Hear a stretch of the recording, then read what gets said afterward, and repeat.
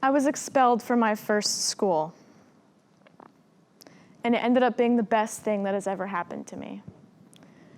It all started as I managed to grab the stall door and I close it behind me. I sit on the toilet, fully clothed, staring down at the checkered red and green tile that my vision is obscuring due to my lightheadedness. My teacher comes in asking me why I've been gone for about half an hour. My stomach hurts, I say, before I can even comprehend what's going on around me. Me, an anxious, confused 7th grader, feeling as if I was the biggest inconvenience ever. But somehow, my teacher left her classroom full of other 12-year-olds to attend to me. Being a second-generation immigrant and the first person in my entire family to go to college, there are high expectations of me. When my parents sat their firstborn down on the futon asking, "What now?" my guess is having a daughter with generalized anxiety disorder and depression was not quite what they signed up for. But little did I know, throughout everything that I've been through, they've been the ones holding me up through it all. Many people say your actions don't define you, but that's all that I felt as I was entering high school. In December of 2016, my principal at my first school sat me down and handed me a packet of printed screenshots showcasing me and a bunch of friends partying. He told me to leave. He told me to seek a medical leave of absence, go seek some therapy, and come back with a diagnosis. So I did. We went out and we sought a rather holistic religious route of therapy. It wasn't my choice, but I believe that everything that comes into my life, good or bad, I should take it in as a learning experience. Finding a therapist is like finding your favorite restaurant. You try a ton, but once you know, you know. And I stand here today with the most amazing therapist that I could ever ask for, and I would not trade her for the world.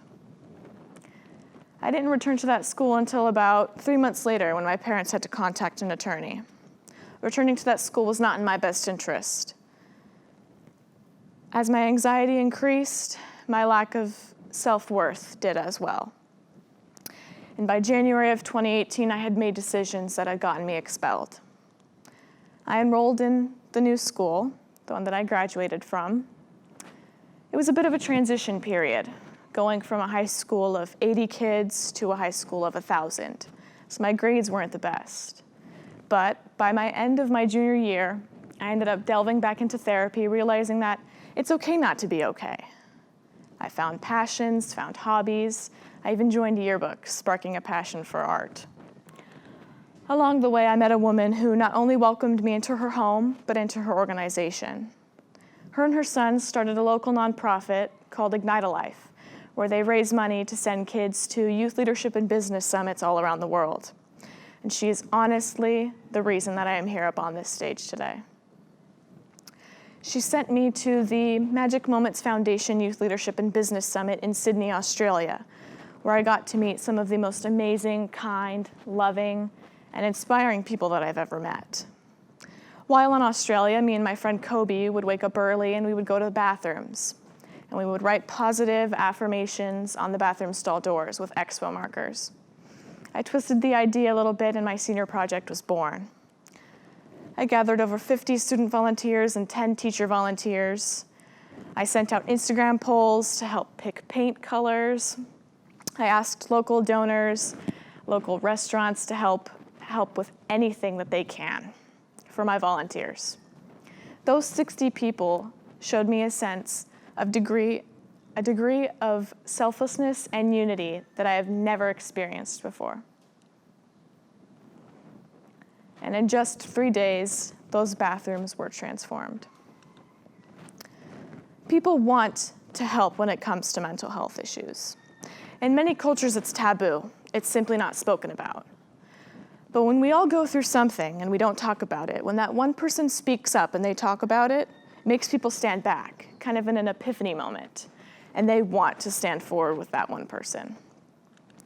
As I'm tapping my sponge on the stall door, creating lavender clouds all throughout the inside, I close my eyes for a second, and I imagine myself in that first bathroom stall, anxious, confused, feeling as if I couldn't do it anymore.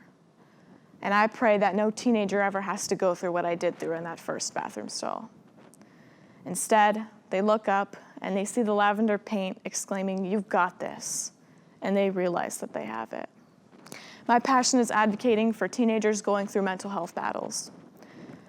I want you to take a picture of this next screen as a kind of a mantra. I know it sounds corny, but trust me. I trust myself, and what I am is enough. I don't have to be anybody but myself to be enough. Remember, everything bad that comes into your life is not a stop sign. It's a bump in the road.